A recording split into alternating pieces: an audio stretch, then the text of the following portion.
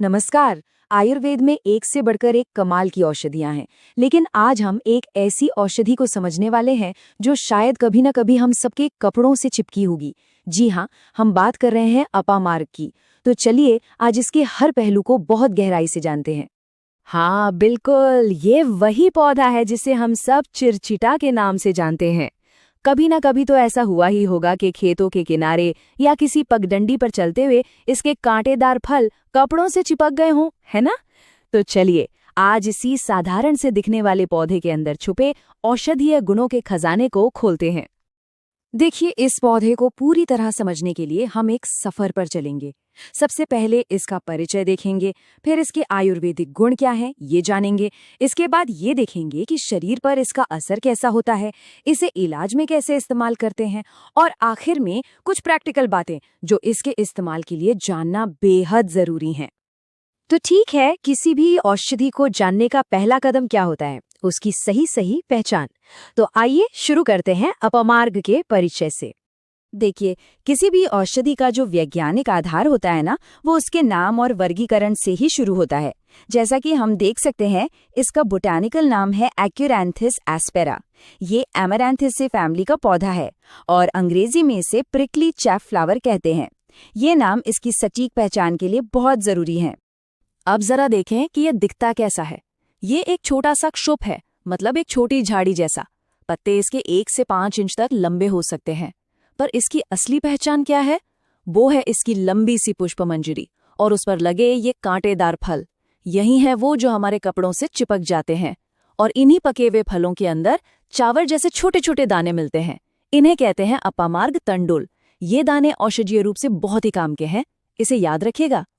और ये देखिए कितनी मजेदार बात है। संस्कृत में इसके जितने भी नाम हैं, हर नाम में ही इसका कोई न कोई गुण छिपा है। जैसे अपामार्ग, इसका मतलब है जो दोषों को साफ करके बाहर निकाले, या फिर किमही, यानी जो कीड़ों को खत्म कर दे। तो ये सिर्फ नाम नहीं है, ये तो इसके काम का पूरा परिचय है। वैसे तो मुख्य रूप से इसकी 2 किस्में मिलती हैं, एक श्वेत और दूसरी रक्त। श्वेत अपामार्ग तो बहुत आसानी से हर जगह मिल जाता है, लेकिन जो लाल तने वाला रक्त अपामार्ग है वो थोड़ा मुश्किल से मिलता है। चलिए, पौधे की पहचान तो हो गई। अब हम उस हिस्से पर आते हैं जो आयुर्वेद की जान है, यानी कि इसके गुण, धर्म और इसका स्वभाव। अच्छा, कोई भी आयुर्वेदिक औषधि शरीर में जाकर काम कैसे करती है, ये समझने के लिए हमें उसका रस पंचक समझना पड़ता है। इसे आप उस औषधि का एक तरह से बायो प्रोफाइल मान सकते हैं। यही 5 चीजें, रस, गुण, वीर्य, विपाक और प्रभाव, मिलकर तय करती हैं कि शरीर में इसका असर आखिर होगा कैसा। तो अपामार्ग का प्रोफाइल कैसा है? देखिए, इसका रस है कटु और तिक्त, मतलब तीखा और कड़वा। गुण में ये हल्का, सूखा और बहुत तेज, मतलब तीक्ष्ण है। तासीर इसकी गर्म है, उष्ण वीर्य की। और मजे की बात यह है कि पाचन के बाद भी इसका असर कटु ही रहता है। अब इन सबको एक साथ मिलाकर देखिए, क्या तस्वीर बनती है। एक ऐसी औषधि जो शरीर में जाकर गर्मी पैदा करेगी, चीजों को सुखाएगी और गहराई तक जाकर सफाई करेगी, एकदम पावरफुल।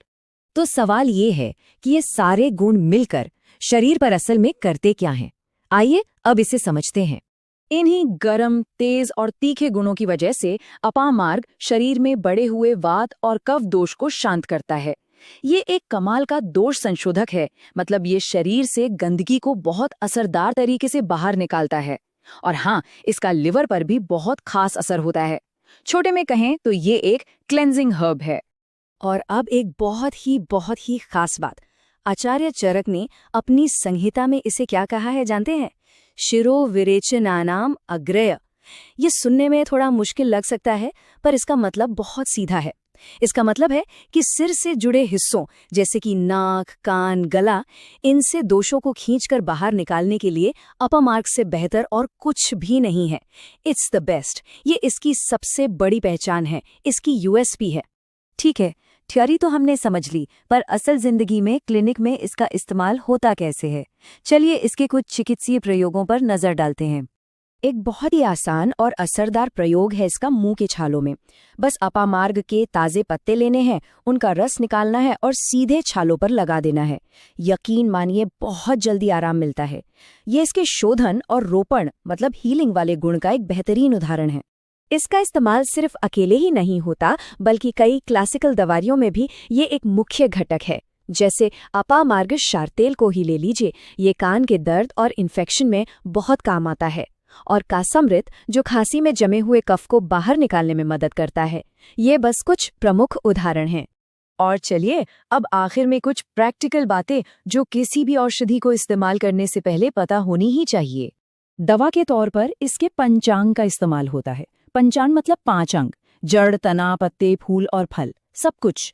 और इसके अलावा, जैसा हमने पहले बात की थी, इसके बीजों का, जिन्हें तंडुल कहते हैं, उनका भी खासतौर पर इस्तेमाल किया जाता है। अब बात आती है मात्रा की, और यह हमेशा किसी वैद्य की सलाह से ही लेनी चाहिए। लेकिन एक सामान्य जानकारी के लिए, अगर अपामार्गक्षार का प्रयोग हो रहा है, जो कि इसका एक कॉन्सेंट्रेटेड फॉर्म है, तो उसकी मात्रा बहुत ही कम होती है, लगभग 1 ग्राम के आसपास।